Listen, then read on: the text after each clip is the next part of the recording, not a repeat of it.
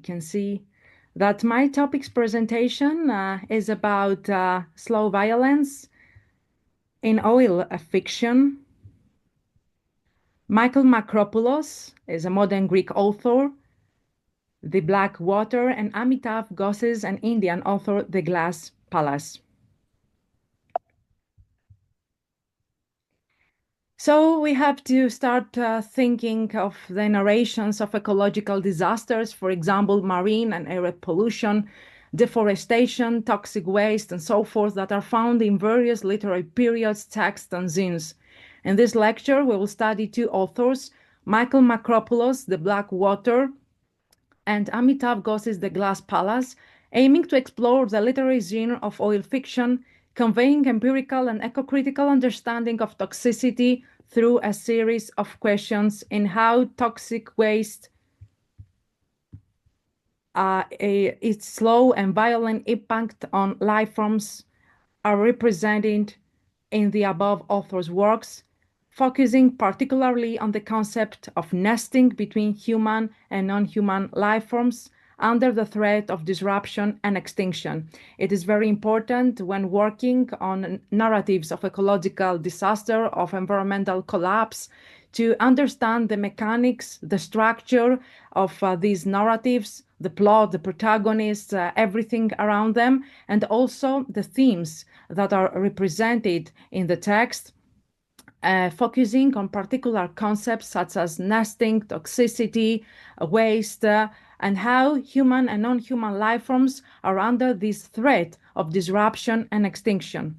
While the authors raise ecological awareness about toxic waste, framing a dystopian present, addressing the future political, social, and economic impacts on life forms, they also lay the ground for similar empirical eco-critical approaches on literary text, proving that toxicity could be storytelling device for nesting various voices across transnational literatures, because in comparative literature, we can see that we have commonalities and differences, but it's very important to understand how different voices from different places, traditions, periods, zines, focus on same topics and raise ecological awareness and start thinking about the future and their dystopian present, and actually provide us with more insights, not only from personal experiences and their arguments and theses, but this is something in common to understand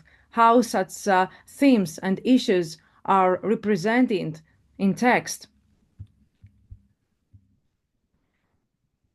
It is very important to understand a little bit the theoretical background, the jargon behind the scenes, behind the analysis, the interpretation of text. The oil fiction or petrofiction is a concept that is found mostly and well known in the field of environmental humanities. Oil, like other fossil fuels, permeates every aspect of human existence, seeking to make visible not only the pervasiveness of oil petroleum in society and culture, but also its power. Oil stages a critical intervention that aligns with the broader goals of the energy humanities. And we have a rich bibliography here that energy humanities is studying within the framework of environmental humanities. Oil fiction or petrofiction is a literary subgenre of fiction focused on the presence and role of petroleum in society and culture. Since its inauguration, the term has been widely used in literary criticism to explore fiction which evaluates society's dominance by an industrial petroleum economy. How does a society and culture be shaped by petroleum? How petroleum impacts on our psychology, consciousness, and so forth. These axes are very important to get through the text and understand the mechanics and the structure and everything around the text that are apt to thematically on issues of oil and petroleum and culture, ecology, environment, human and non-human world. Petrofiction is a combination of a material thing, petroleum, and a social object, fiction. The first half of the term petro does not define or specify the term fiction. Instead, the term petrofiction seems to indicate that a thematic of petroleum drawn from the content of a work has led to certain problems of interpretation. Interpretations of petrofiction as formal zine or mode are more complicit with drawing oil from the content of a story into a novel's organizing form structure, which problematically makes the narrative appear resource determined and thereby obscures the depiction of social-natural relations. Amitav Ghosh illuminates what petrofiction is and what was responsible for the dearth of fiction about petroleum in the existing literary canon. In his work, Petrofiction, The Oil Encounter and the Novel, he highlights that petrofiction is a narrative about petroleum and all of us are affected by oil. Petrofiction entails a remark of activism for the environment and specifically how people live and act in oil-producing communities. Moreover, he speculates that petro-related themes have not been extensively portrayed and this has to do with the embarrassment it would cause those involved. Also, Ghosh identifies the fact that most places where oil is drilled did not have an early writing system, and the majority were intricately communicating in their local languages, which is virtually verbal. Imre Sisman, a professor, distinguished professor working in energy humanities, opts for oil fiction instead of petrofiction, as he states that there is no way oil can be taken out of the world economic context as it contributes to the advancement the world is enjoying. Graeme MacDonald posits that petrofiction is a wide literary spectrum and the intention of Ghosh may not be fully captured in a narrative. He is concerned about the ability of narrative to wrap both time and space together to capture the nitty-gritty of oil-related events. His concerns are of mostly for the viability and reliability of oil fiction to not become excessive, hyperbolic, or unreal. Lastly, Michael Rubenstein discusses some fundamental issues as he strives to deliver a broader and well-explained meaning of petrofiction. One of his key expressions is profoundly uneven distribution of oil's benefit, and it comes to show the degree of frustration that comes with knowing the kind of marginalization of people living in oil communities, like the Niger Delta of Nigeria. In my research, petrofiction will be proven as a reconceptualization of what the modifier petro does to the literary text of my working thesis, and will offer a petroaesthetic approach to text. This is the modern Greek title written by modern Greek author Michael Makropoulos, The Black Water, το μαύρο νερό in Greek. Is published by a Greek publisher, Kicklin, 2019 in Greek. I hope one day to see this title published in English as well. So we have to read the text. It's very important to read the text. That you see in blue color is the English translation of mine. It's very important to understand, as we say, the text in English. I feel that it's very good for you. Sometimes the translations are not exactly following the initial text, but I have done my best for it. Look and I in the wooded area, Zaravina Lake projected below. It used to have the clarity and luster of glass, but now it looked dimly, blindly at the low sky. He remembered going swimming with his father as a child. The big fish glided like shadows under him and he watched them in awe, giving them the dimensions of water monsters. Now the lake was dead. Well, this is actually the story, the plot is that there is a community of people that live in the western side of Greece. Of course, it is this title is a novel, a fiction, and the people there are in front of a catastrophe. They live in a post-industrial era, and this catastrophe is not only obviously seen in their lives, in the space that they live, but in the whole environmental system, the whole ecosystem that is under collapse. So we read about Zaravina Lake. It's a fictional place that the author remembers the past, that was everything great, but now everything is dead. And we have this distinction between life and death and the impact of environmental pollution, of oil pollution is obviously, the results are obvious in the lake, that the lake was dead. So non-human world is the first, as we say, victim of the whole catastrophe.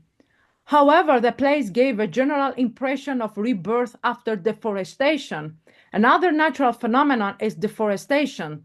There are two layers to interpret deforestation. The first one is that after deforestation, it's very important. There is the deforestation for ecosystems, because ecosystems are of rebirth. It is necessary to see deforestation in an ecosystem, but here rebirth leads to, again, a catastrophe, a death everywhere, because deforestation is a bad human activity. Another extract, another passage is the next one. Poisonous fistulas were thus opened in the land, and hundreds of acres were steeped bare.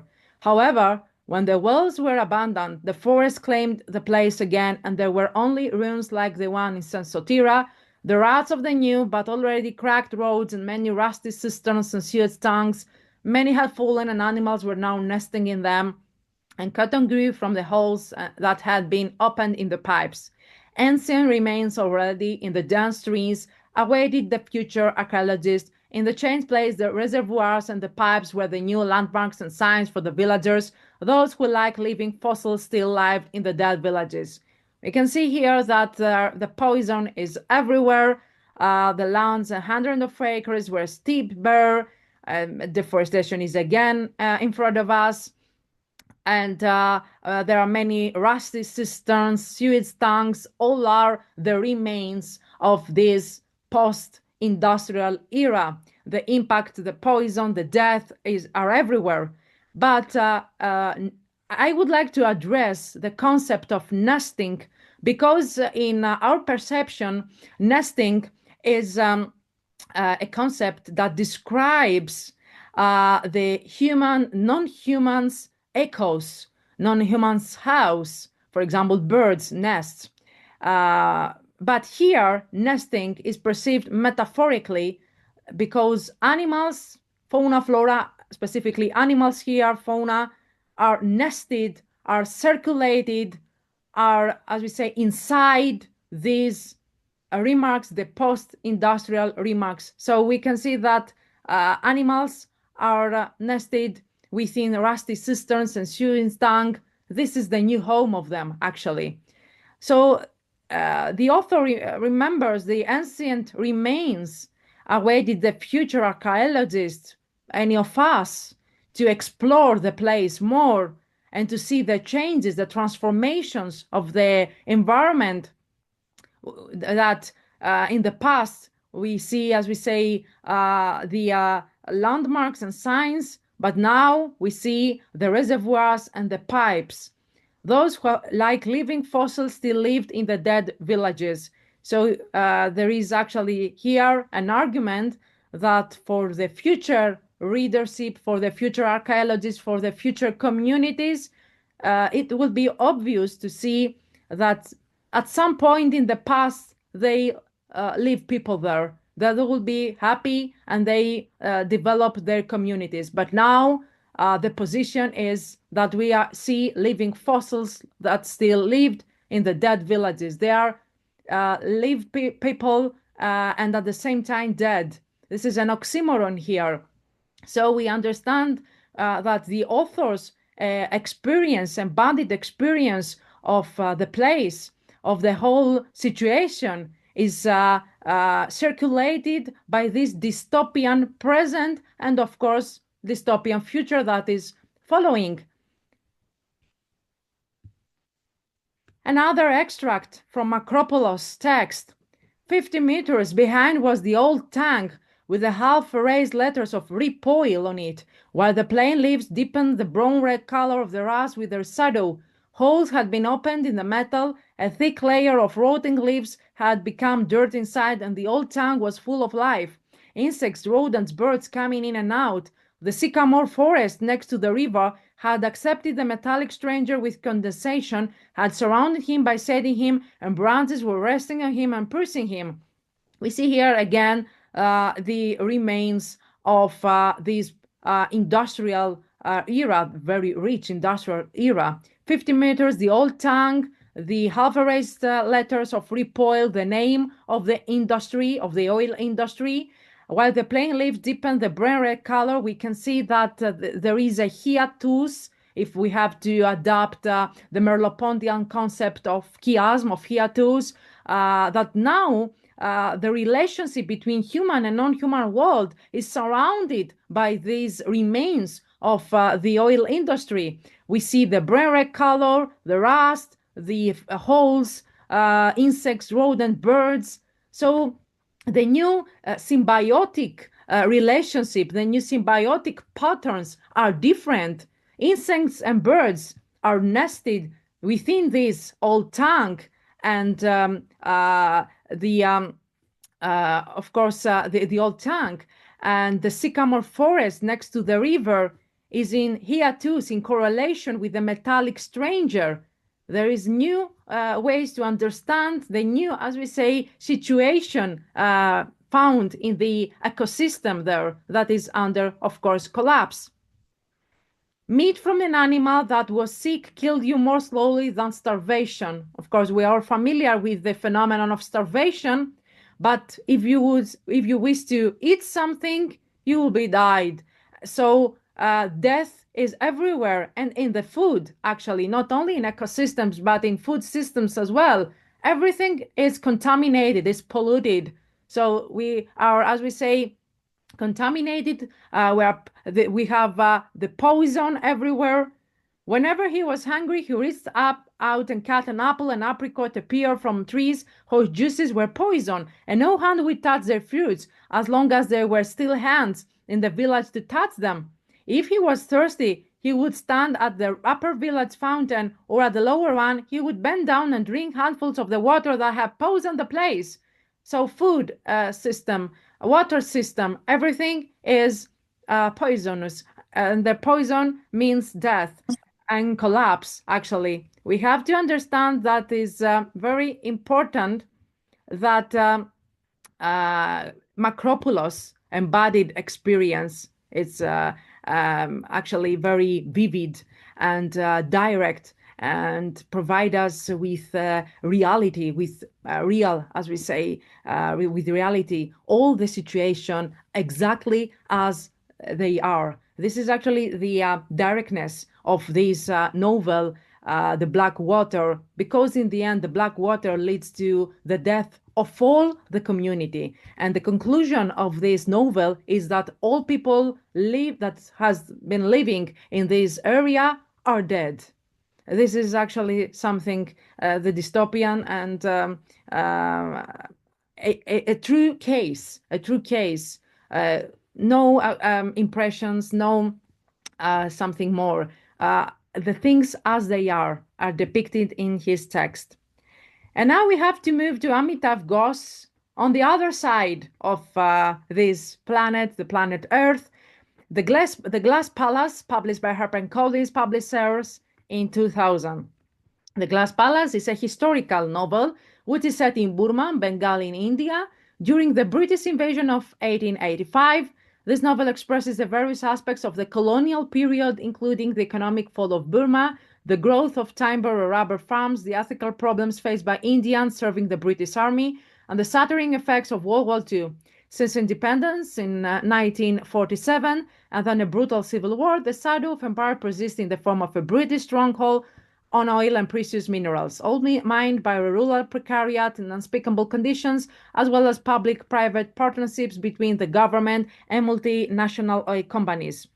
In Ghosh's text, oil is not just energy, but we will see some extracts that oil is an ontology structuring real of our contemporary socio-political imaginary. This is very important when studying texts that are apt thematically to oil. And this is actually a future of oil narratives as well, to focus on the ontology, how things are depicted, are represented in text, and the socio-political imaginary, the context behind them.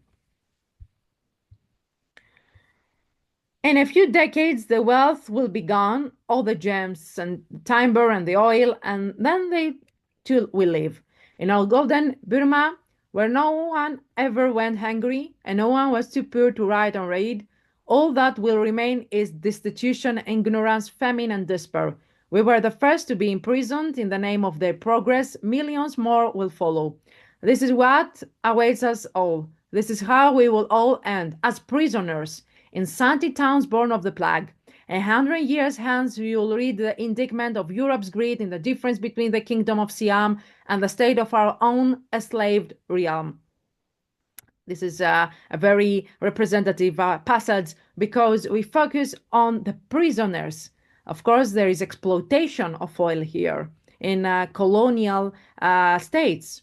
And through a post-colonial eco-critical approach, we understand the mechanics that are behind them here, that people, companies, oil companies take exploitation of oil for their profit, and all in the end led to be prisoners against this plague. Again, the metaphors of language are in front of us. Ignorance, famine, despair, again, the dystopian present, all these terms articulate a dystopian present. To the people of the area, this odor was known as earth oil. It was a dark, simmering green, the color of blue bottle's wings. It sipped from the rocks while sweet, gathering in shining green filmed pools. In places, the paddles joined together to form creeks and rivulets, an oleaginous delta that fanned out along the shores. So strong was the odor of this oil that is carried all the way across the Irrawaddy. Boatmen would swing wine when they floated past these slopes, this place of stinking creeks, Yananyangwan. This was one of the few places in the world where petroleum seeped naturally to the surface of the earth. Long before the discovery of the internal combustion engine, there had already been a good market for this oil. It was widely used as an ointment for the treatment of certain skin conditions. Merchants came to Yananyangwan from as far away as China to avail themselves of this substance.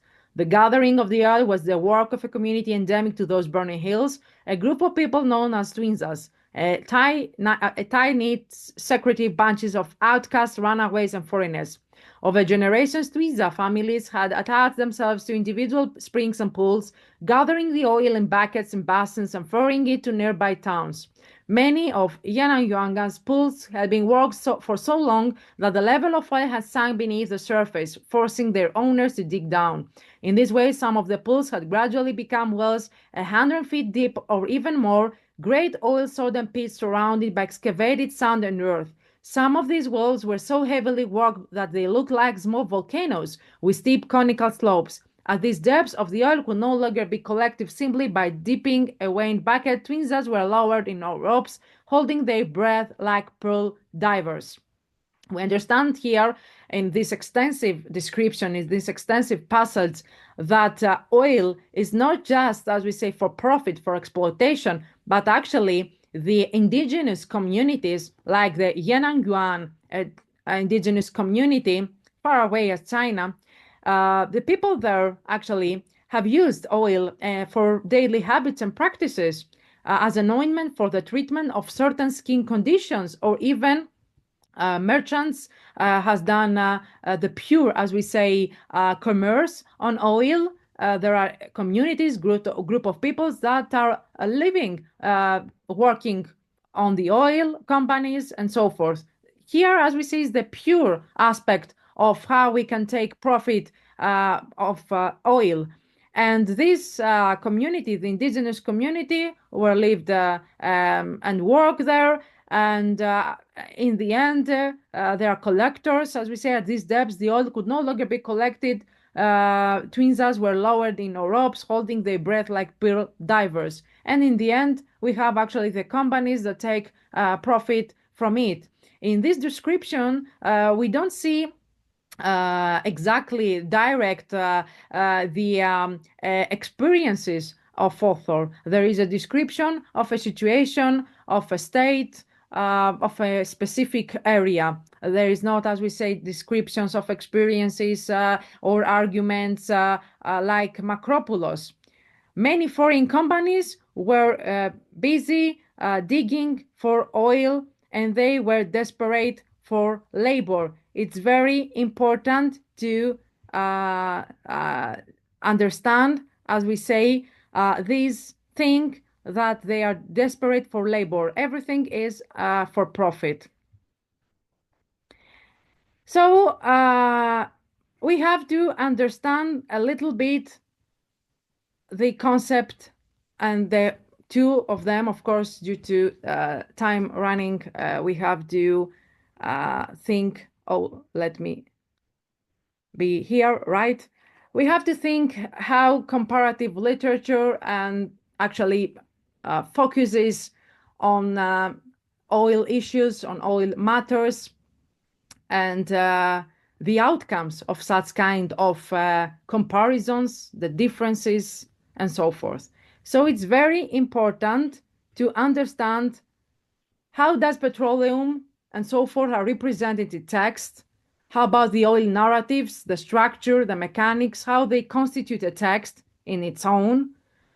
We need to understand oil fiction as more than a literary index of the relationship between energy and the humanities. Petroleum mediates modern humans and non-humans experiences of the world. We see that I have divided the text of the two authors, text as life, text like life, text as a production. Macropoulos and Goss's text as life. These two fictions mirror a dystopian reality, a dystopian present, and actually dystopian future.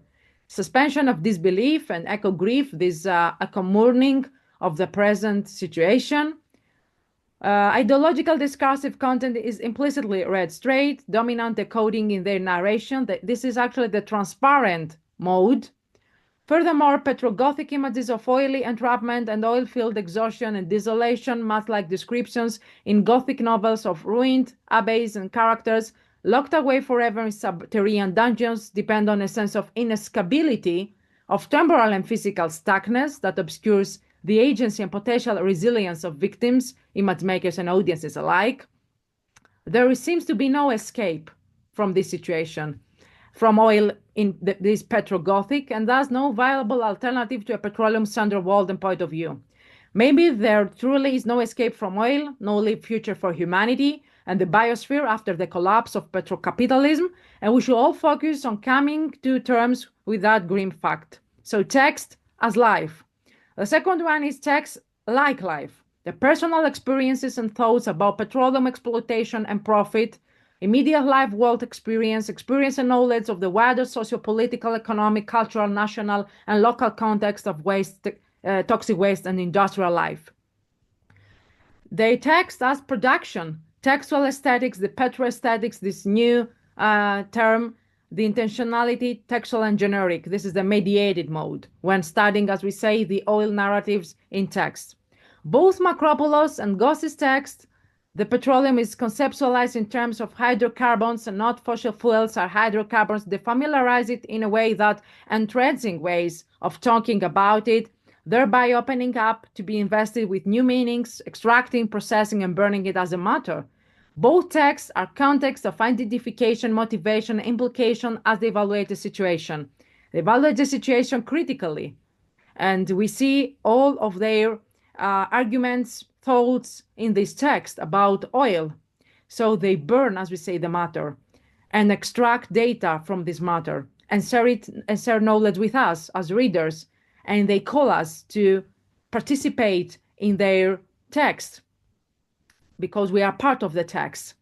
Macropoulos, petroleum's impact on human and non-human world is much more vivid and direct. Psychology, food, water, and so forth. It is embodied. The embodied experience is alive. There is no non-colonial framework like Goss, that we have the colonial framework, the post-colonial framework, less analysis on how petroleum changes the environment, the psychological, all are done indirectly, not so much directly. And this is actually the comparison, the difference between the two. But in the end, the two of them are working and focusing on how oil, petroleum, society are affected and what is the kind of human and non-human relationship and how about the future of the two of them. Thank you very much for your attention.